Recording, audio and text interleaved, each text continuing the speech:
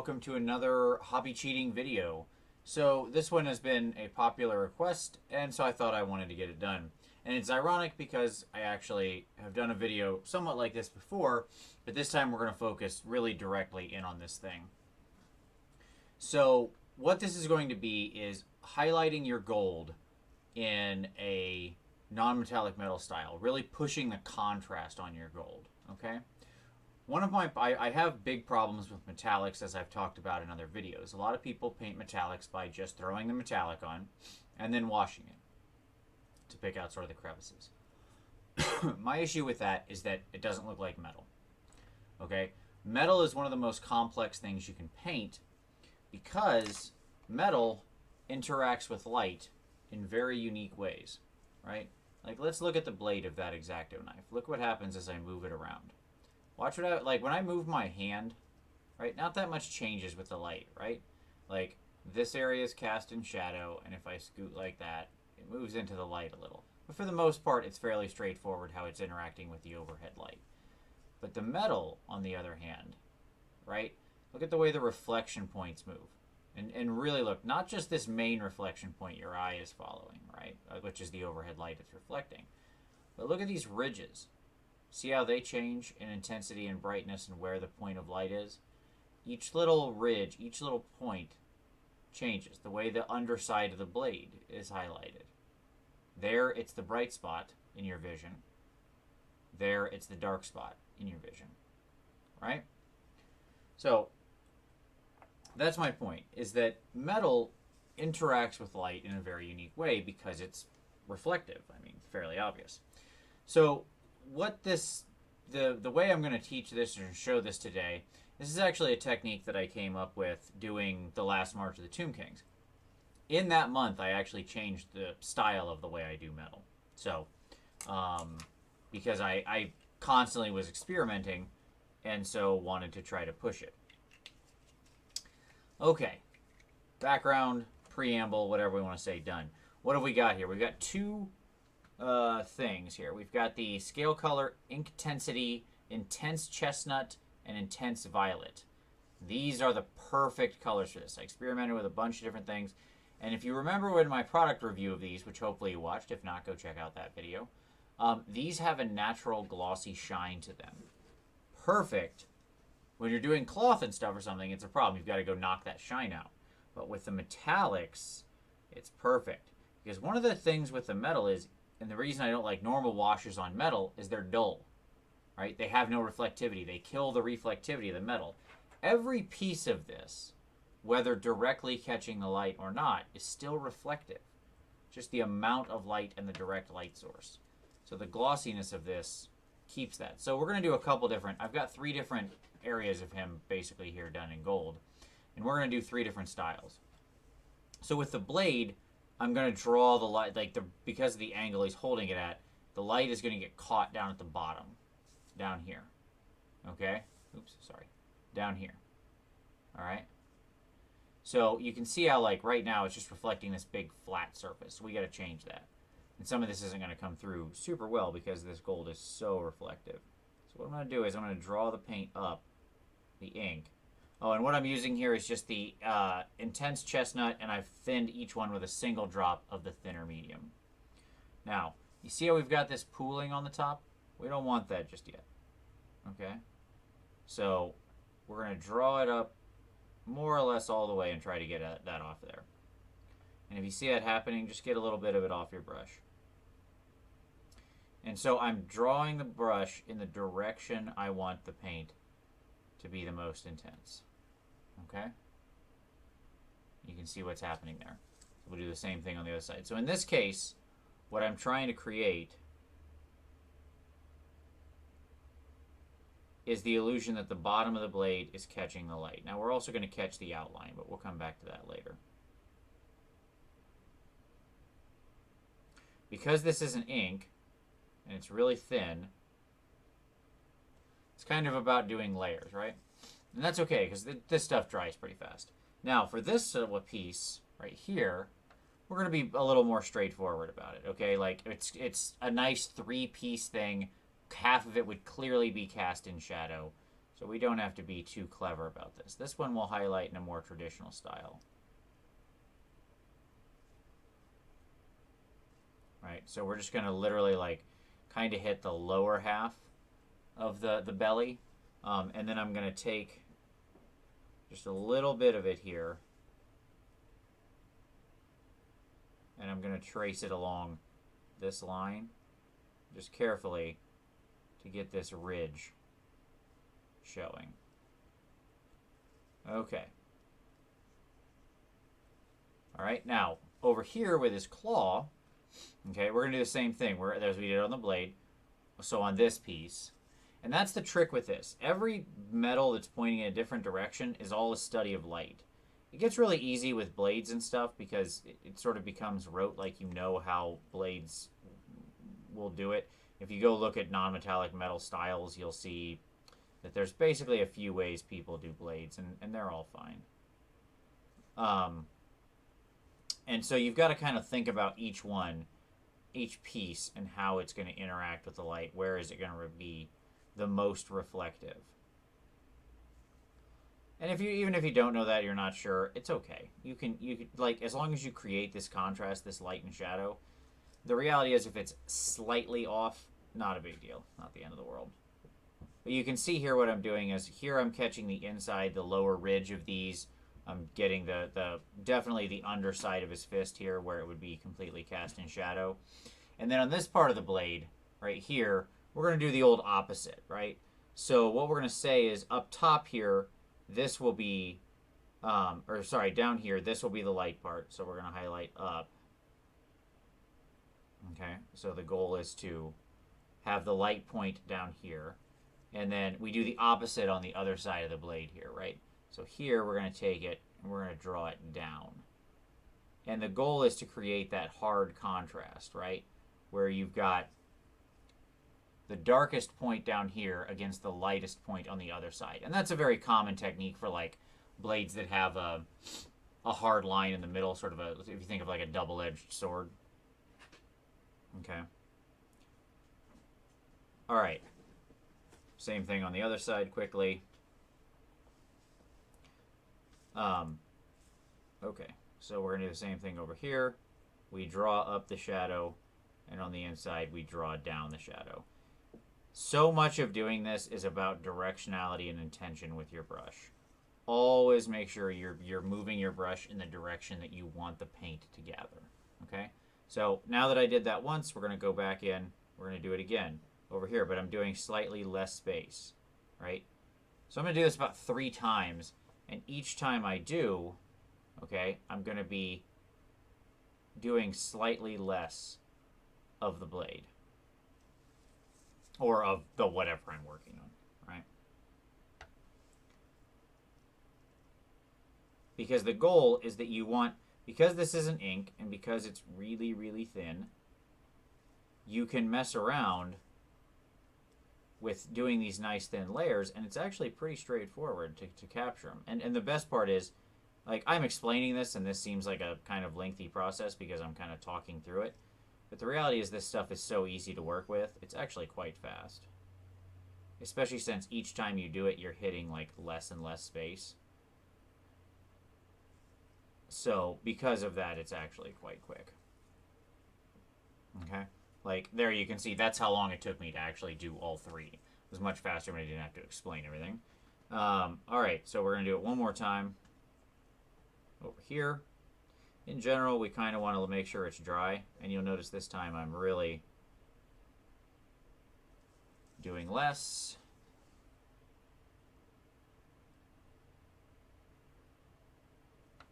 Okay.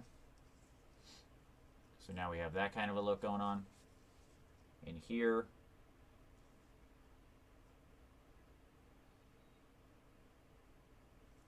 Okay. So now we have something like that. And if you decide you want to draw the shadow up a little more, that's fine. In here, we're going to really get those deep shadows intense. We really want to get those nice and solid.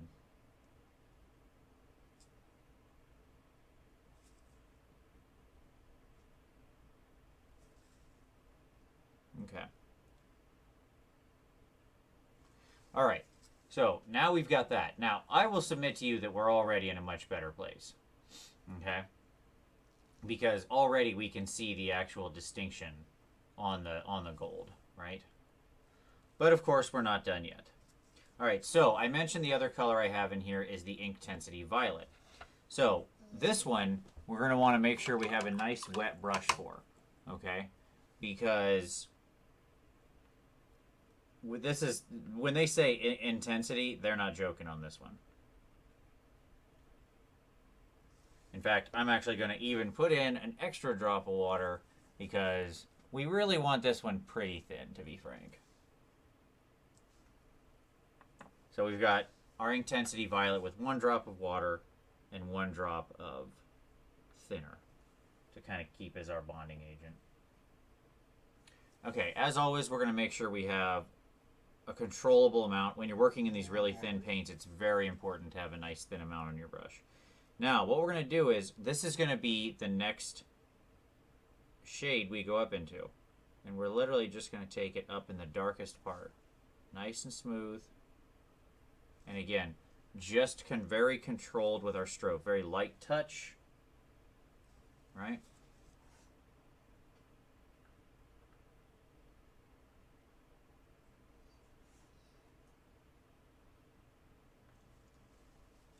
Okay, so now we have something like this.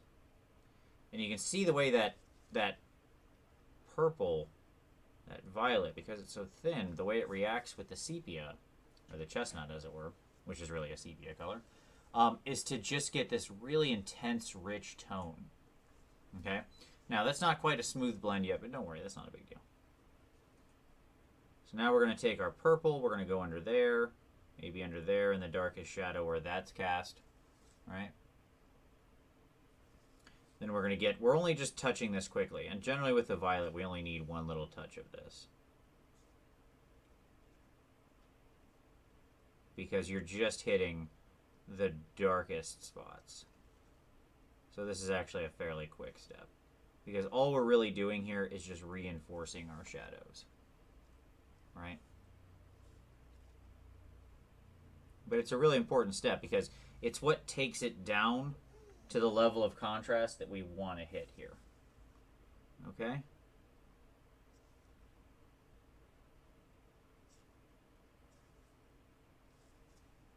If you really want to push it some, you could even just do another little touch. Right? Really get it dark in those places. That's sort of a matter of taste and how much you like really pushed contrast. Okay? So, now, very important part, we have to let this dry. One thing I'll say is if we want to smooth this out a little before we sort of set it to the side for a moment, what we can do is, you can even leave a little bit of that purple on there, just a little bit. We can come back in our sepia, or our chestnut, sorry, and then we can just kind of smooth. Right? If you put too much purple on or something, not a big deal. You can just kind of smooth that out. And now we have a much smoother blend there, right? The nice part about that chestnut is it's so warm and thin in the way it blends, you can really sort of glaze over those things and create that very easily. Okay? All right, so we're going to let everything, I'm just smoothing out all my blends. Nice quick step. Not absolutely essential, but just kind of makes everything come together. I'm going to let that dry completely. And we'll be right back, and we're going to talk about how we then highlight the other side and bring it all together. And we're back. Everything is dry, and so we can see now how that looks. It's pretty extreme. We went for super high contrast, but we're not done yet. We're going to take this up. And by the way, you don't have to draw this as far as I'm drawing it, but like I'm going way, way extreme. You can wheel this back, do less coats, things like that. So the next step is I've mixed up some silver. And by the way, I didn't mention it, but I'm using the Vallejo Liquid Gold alcohol-based paints. If you want to see my thoughts on those, there's some previous videos. But I'm just using these because the alcohol lets me work in interesting ways. So I've got this blade ready to go. So what I want to do now is I'm going to use my silver because I want to pick out where the edge would be catching the light, right? So we're going to do some basic edge highlighting on the sword here. Okay. Again, just trying to be very, very, very light touch. Now we're also, you see this blade has like notches in it. We're also going to just try to grab the bottom of those. Okay. That is really not going to show up because this paint is so reflective. Okay. And then finally I'm going to put a little down here at the bottom where I actually have the brightest point of the sword where the light's collecting. Okay. Do the same thing on the other side.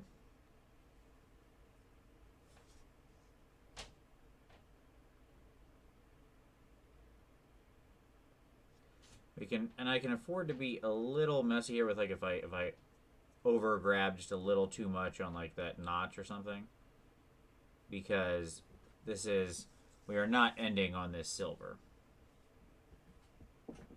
This is simply our first step to get us going. But on the blade, obviously it's creating that light down at the bottom, that light collection, and then it's really about the edge highlighting. Okay.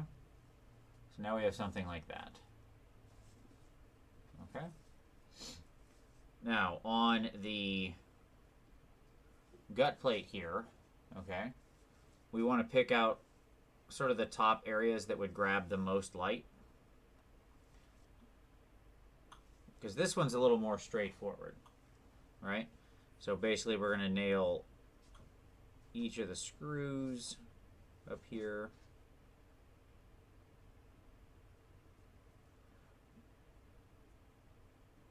We're going to grab the top of this thing. We're going to do the center of the gut plate because the light would collect right near the very middle. We want to make sure we get this ridge here. All these kinds of things. Again, doing this is just a study in light. Where would the light reflect? Where would it be catching? Right? We even grab that a little bit. So now we've got something like that. Okay. And now we're going to do the top of this guy. Again, same thing over here. We're going to do our edge highlighting first. We're going to kind of run down this center line here because it looks like that would be caught. We'll get our screws. We're going to create a little area of light where it's gathered down here at the bottom. Right? On here, we'll grab this piece. That looks about right. These up top. You see what I'm saying? I'm just going around thinking like, all right, where would light catch on this thing? Which each little point it might get caught on. So for example, it's got these rivets or these spikes or whatever, right? So what I'm going to do is I'm going to hit, and those got obviously covered over when we did that, but I'm going to hit each one of them to bring them back out, right? And then obviously the most important part, we want to make sure we get the bottom of our, on a double-edged sword, this is the most important part where you've worked light to dark and dark to light. So now you're going to go ahead and do that, right? That kind of thing.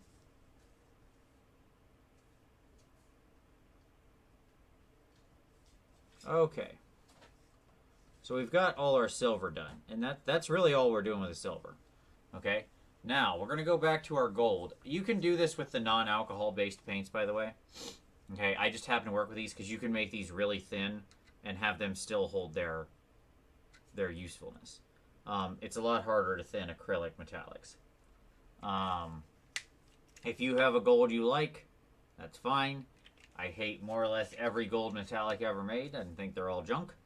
I'm hopeful that I'll eventually find one, but at any rate, my point is use the gold you like. Don't feel like you got to use this for this. But you will need to thin it, which means you're going to need something like a Lamia medium or something like that because you can't thin it with water. But you can see now I've got that gold down nice and thin, and it's still going to work for me without pooling or anything like that. Okay, so now what I'm going to do is we're going to smooth this out, right? So we're going to take it and we're going to just run it down into the direction.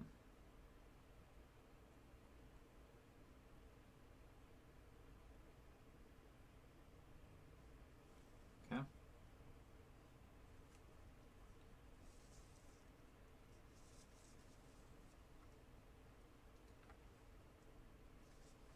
Same thing here. Because what I want to do is I want to cut out some of the unevenness here in this shade. And don't worry, we'll come back to it again later. I'm going to show you like the full process, but you don't have to go through all this. You can stop at various points. You can kind of stop whenever you feel happy with it, but I'm going to walk you through everything.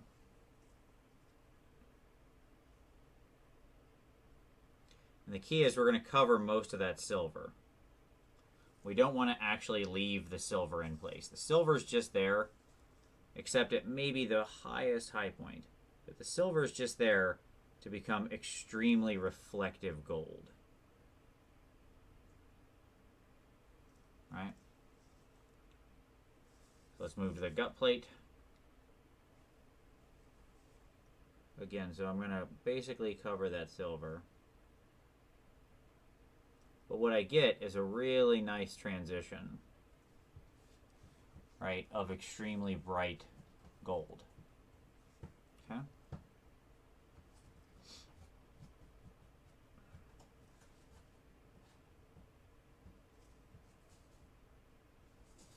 You could leave things like the rivets or something, that silver, if you wanted. It's not really going to detract from anything.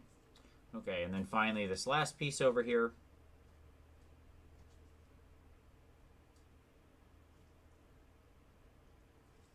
The same thing. We're just kind of working it, cutting it down, getting rid of some of the, smoothing everything out, right? We're using this very thin gold to just cover over the silver, cover over some of the edge of our wash, and even out our tones, right? Now, so now we have something like that. Okay? Now, if that's, you know, if you don't like how, like, that got way too uneven, right? No issue. So I'm actually just going to take some of that sepia ink, like I didn't clean my brush off, and I'm actually just going to drag it back down. And there I kind of am working in both directions because I have a little bit of both of the paint still on my brush. Okay? And if you want to smooth it a little more, like again, we can just keep working it.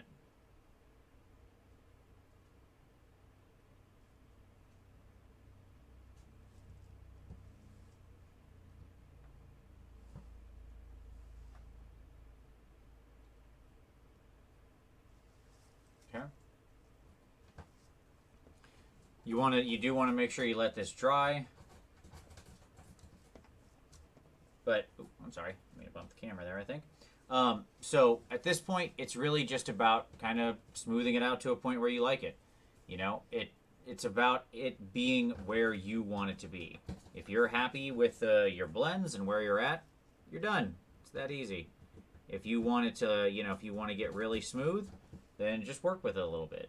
The ink is so thin, you can just kind of glaze it in, let it dry, work a little bit all the gold on the edge, right?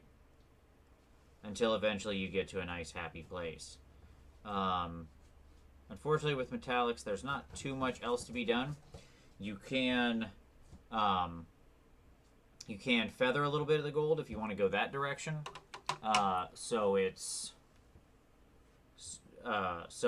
kind of eases your transition a little. This stuff doesn't feather incredibly well, and I certainly wouldn't recommend licking the brush off of an alcohol-based paint.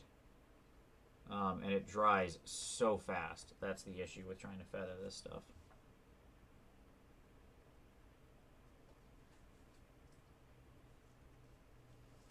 But there you go. Okay? So what we end up with is something like that.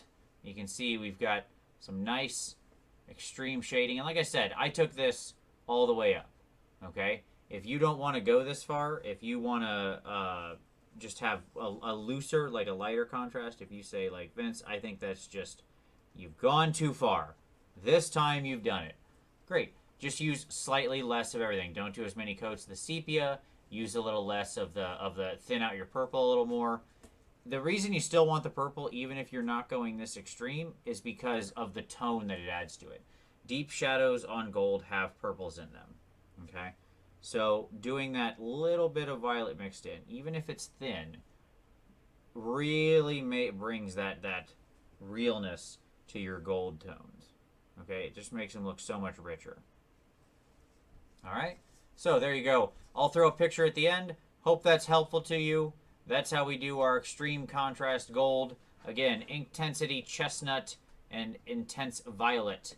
The Intensity set is a great set. I got mine from Michigan Toy Soldier.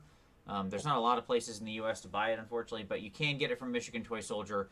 I believe it's $37.99 for all 8 of them. I did a product review on them. I think they are very useful. And I had found another use for them even after I did that review. So I'm always still experimenting with them.